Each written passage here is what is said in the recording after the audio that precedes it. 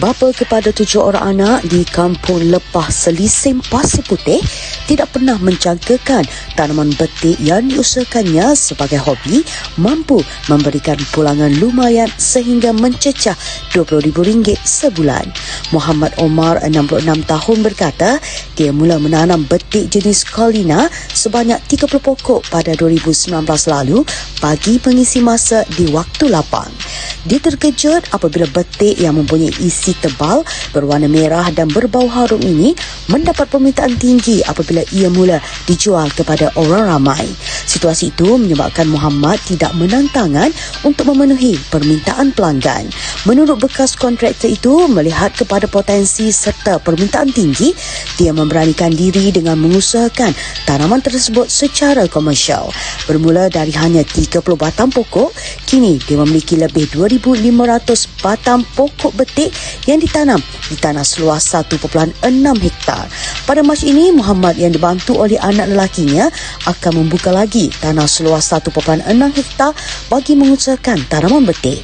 Setakat ini, permintaan terhadap buah betik sangat tinggi namun bekalannya terhad.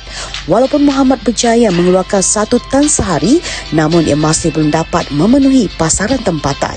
Menurut Muhammad, permintaan tinggi disebabkan oleh tiada persaingan daripada pihak yang mengusahakan betik secara komersial. Pada masa yang sama, Muhammad sendiri memiliki gerai khas yang terletak berhampiran kebunnya dan menjual pada harga RM10 bagi 3 kilogram betik. Ujar Muhammad, mengusahakan tanaman betik bukanlah perkara suka, namun ia memerlukan ilmu kerana ia sering berdepan dengan risiko penyakit terutama semasa musim tengkujuh atau hujan lebat. Jika cuaca panas dan kering, isi serta kualiti buah akan menjadi lebih baik. Bagaimanapun, ia tetap memerlukan air yang cukup.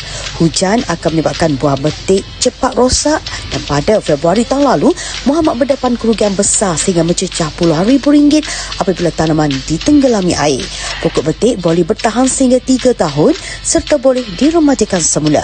Ia sesuai ditanam di semua jenis tanah kecuali berpasir dan sebatang pokok betik boleh menghasilkan sekitar 40 biji buah dalam satu masa. Sepanjang tahun, sebatang pokok mengeluarkan buah sekitar 120 biji. Alhamdulillah, dengan bantuan pihak berkuasa kemajuan pekebun kecil perusahaan getah Risda, Muhammad ini mengembangkan lagi tanaman ini. Muhammad juga bersedia berkongsi kepakaran dengan sesiapa sahaja yang berminat untuk menceburi tanaman pokok betik. Jadi betik ni sayanya bermula daripada tanam dalam 30 pokok dulu sebagai riadah. Kemudian apabila tengok nampaknya gayanya betik ni ada potensi, saya tanam 500 pokok. 500 pokok. Kebeli pendapatan saya masa tunya saya jual di gerai RM20,000 sebulan. Betik ni sebenarnya jarang orang boleh tanam sebab nak tanam betik ni dia kena ada ilmu mencukupi.